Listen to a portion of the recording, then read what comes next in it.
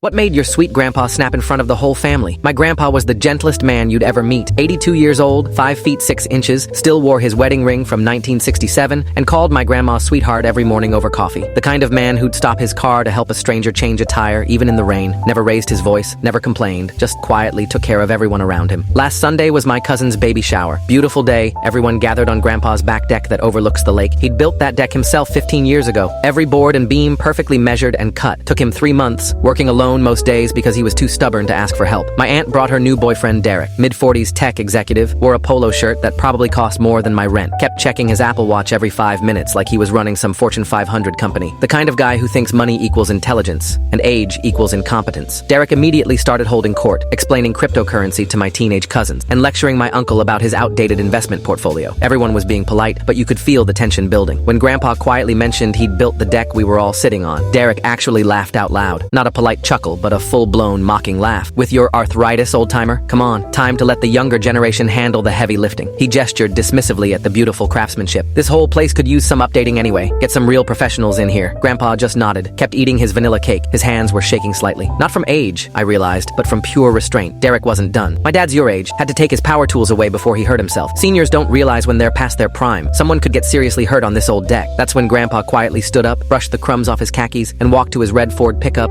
without saying a word. We all watched him dig around in the truck bed and come back carrying a sledgehammer. The conversation died instantly. Derek, Grandpa said, his voice calm as still water. This deck has 16 support beams, each one I hand-cut from pressure-treated lumber. Every joint reinforced with galvanized brackets I installed myself. The entire party went silent. You seem very concerned about safety. Want to see exactly how sturdy my amateur work really is? Before anyone could protest, Grandpa raised that sledgehammer over his head and brought it down on the deck railing with the controlled force of a man who'd spent decades swinging hammers. Crack! But the railing didn't break. It split perfectly along the grain, clean as a surgeon's cut, exactly where Grandpa had aimed. The deck beneath our feet didn't even vibrate. Grandpa looked Derek dead in the eyes. 43 years as a union carpenter. These arthritic hands built half the houses in this neighborhood. Derek's face had gone completely white. The foundation under your feet will outlast both of us. But please tell me more about being past my prime. He set the sledgehammer down gently, sat back down, and picked up his cake fork like nothing had happened. Derek didn't say another word for the rest of the day. Actually left an hour early, claiming he had important calls to make. Later, as we cleaned up, Grandpa winked at me while coiling the garden hose. Sometimes you have to show your work, kiddo. The old man had been holding back his whole life. That day, he decided not to.